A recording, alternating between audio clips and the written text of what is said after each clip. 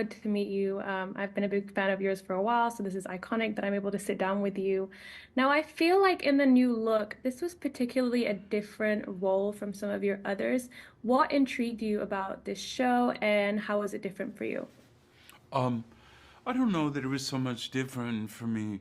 I mean, every person, every character is different for me. But what intrigued me about this is the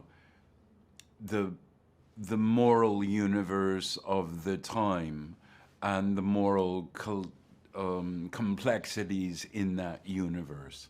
Um, and with Lucien Lelong, he had a lot of responsibility to keep the French fashion industry alive during the Second World War, not so long after the Great Depression, not so long after the First World War, and all the horrific trauma that Europe had been through in the early part of the last century.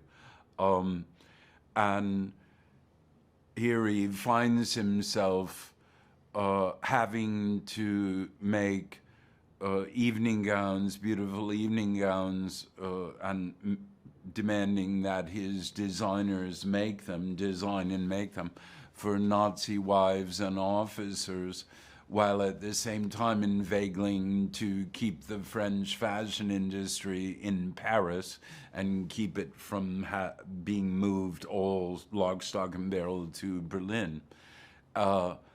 And figuring out a way to keep food on the table of his employees and the employees of all the haute couture designers in Paris, because he was head of that syndicate, Lucien Lelong. So that's what I found interesting. So that's what I found interesting.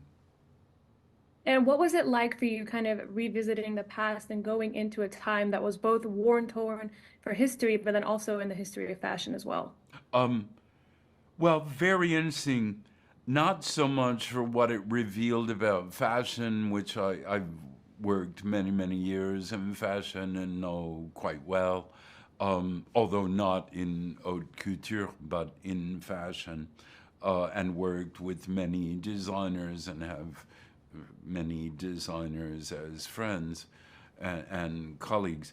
But what it revealed about their personal lives, I really had no idea of Chanel's personal life, no idea of her upbringing, her childhood, nothing. I knew absolutely nothing about Christian Dior as a man, as a homosexual, as someone who had a sister who was in the French resistance and taken prisoner and tortured by the Nazis, and someone I didn't know him as a person of kind of great fragility, psychological fragility and psychic fragility.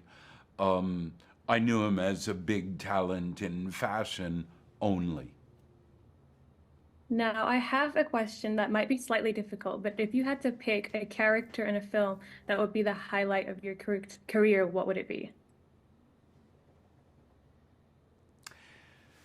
You know, funnily enough, it was probably would be. I loved playing Klimt, which nobody saw, and those who did see didn't like.